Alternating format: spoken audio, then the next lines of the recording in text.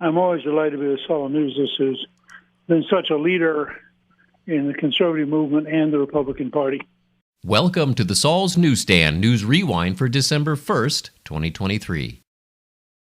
NBC News reports, the word Bidenomics is nowhere to be found in the president's recent speeches.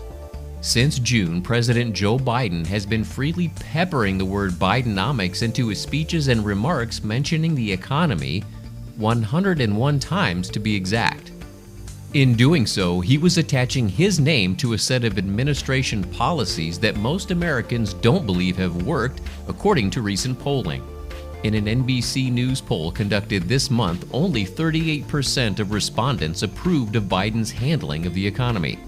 Now, the word Bidenomics appears to have been dropped entirely from Biden's comments about the economy.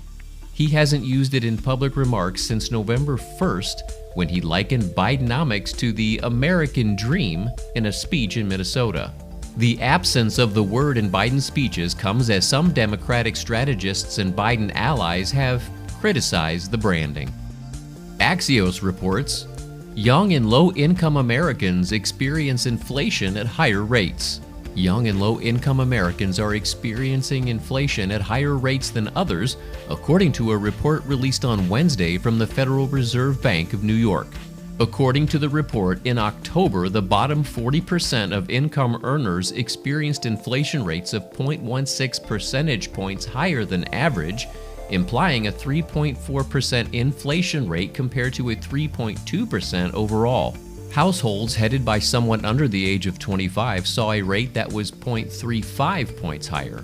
Though inflation rates have come down slightly this year, they're still elevated, which especially hurts lower-income Americans who are far more likely to feel the pain of higher prices. And finally, the Washington Examiner reports, NRCC hasn't seen slump in fundraising feared following McCarthy ouster. The campaign arms for the House Republicans have not seen the massive slump in fundraising that many feared following the ouster of former Speaker Kevin McCarthy. Right after Mike Johnson became Speaker, the National Republican Congressional Committee reported a single-day haul of $175,000 for online fundraising, marking its highest day since February of 2022. That cycle record was broken just one day later, resulting in a total haul of more than $475,000 over the first weekend with him as Speaker. In a closed-door conference meeting on Wednesday, Johnson and House Majority Leader Steve Scalise announced they were transferring a combined $4.5 million to the committee.